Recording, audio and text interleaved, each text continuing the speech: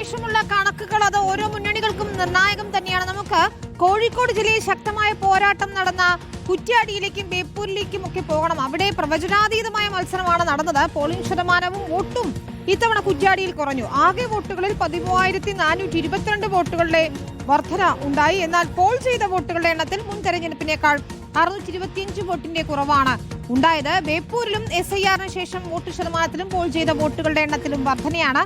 ആകെ വോട്ടിൽ 10,339 വോട്ടിന്റെ വർധനയുണ്ടായപ്പോൾ പോൾ ചെയ്ത വോട്ടുകളിൽ മുൻ തെരഞ്ഞെടുപ്പിനേക്കാൾ 17,884 വോട്ടിന്റെ വർധനയുണ്ടായി.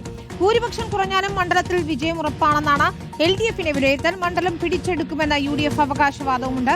AK അഭിലാഷാണ് ചേരുന്നത്. അഭിലാഷ്, കുറ്റ്യാടിയിലെയും ബേപ്പൂരിലെയും കണക്കുകൾ നിലവിൽ ആർക്ക് അനുകൂലമാകുമെന്നാണ് വിലയിരുത്തേണ്ടത്? മുന്നണികൾക്ക് ആത്മവിശ്വാസമുണ്ടെങ്കിലും ഈ കണക്കിലെ കളികൾ ആരെയായിരിക്കും തുണയ്ക്കുക? വിനീത, ബേപ്പൂരിലെയും അതോടൊപ്പം തന്നെ കുറ്റ്യാടിയിലെയും കണക്കുകൾ പരിശോധിച്ചാൽ പരസ്പര വിരുദ്ധമായ കണക്കുകളാണ് എന്ന് നമുക്ക് വ്യക്തമാകും. കാരണം SIR ശേഷം നടന്ന തെരഞ്ഞെടുപ്പ് എന്നുള്ള നിലയിൽ വോട്ടിംഗ് ശതമാനം ഒരു സ്ഥലത്ത് കൂടുകയും ഒരു സ്ഥലത്ത് കുറയുകയുമാണ് ചെയ്തിരിക്കുന്നത്. അതേസമയത്ത് രണ്ട് സ്ഥലത്തും പോൾ അല്ലെങ്കിൽ വോട്ടർ പട്ടികയിലുണ്ടായിരുന്ന വോട്ടർമാരുടെ എണ്ണം വർദ്ധിക്കുന്ന ഒരു സാഹചര്യം കൂടി ഉണ്ടായി.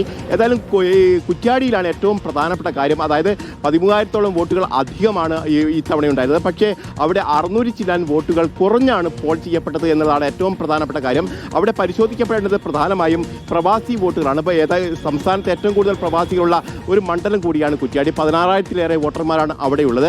അവർ വോട്ട് ചെയ്തിട്ടില്ല എന്നതാണ് ഏറ്റവും പ്രധാനപ്പെട്ട കാര്യം. ഏതായാലും LDFിന്റെ കണക്ക് പ്രകാരം അവിടെ 3,000 വോട്ടുകൾക്ക് പിന്നിലാണ് അവർ എന്നതാണ്.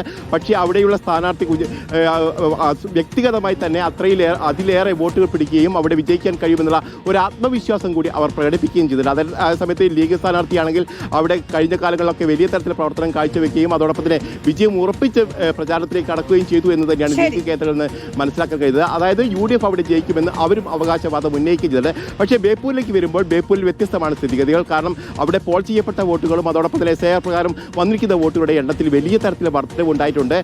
അതോടൊപ്പം തന്നെ അവിടെ കഴിഞ്ഞ തവണത്തെ അത്ര ഭൂരിപക്ഷമില്ലെങ്കിലും LDFന് വിജയിച്ച് കയറാൻ കഴിയുമെന്ന് തന്നെയാണ് അവിടുത്തെ കമ്മിറ്റി നൽകിയിരിക്കുന്ന റിപ്പോർട്ട്. അതേസമയത്ത് PV അൻവർ പറയുന്നത് ഇത്തവണ അവിചാരിതമായ വോട്ടുകൾ തനിക്ക് ലഭിക്കാൻ സാധ്യതയുണ്ട്. അതുകൊണ്ട് തന്നെ വലിയ തരത്തിൽ ഭൂരിപക്ഷത്തിൽ, അതായത് 10,000-ലേറെ വോട്ടുകളുടെ ഭൂരിപക്ഷത്തിൽ താൻ വിജയിക്കുമെന്ന് തന്നെയാണ് PV അൻവറും വ്യക്തമാക്കുന്നത്.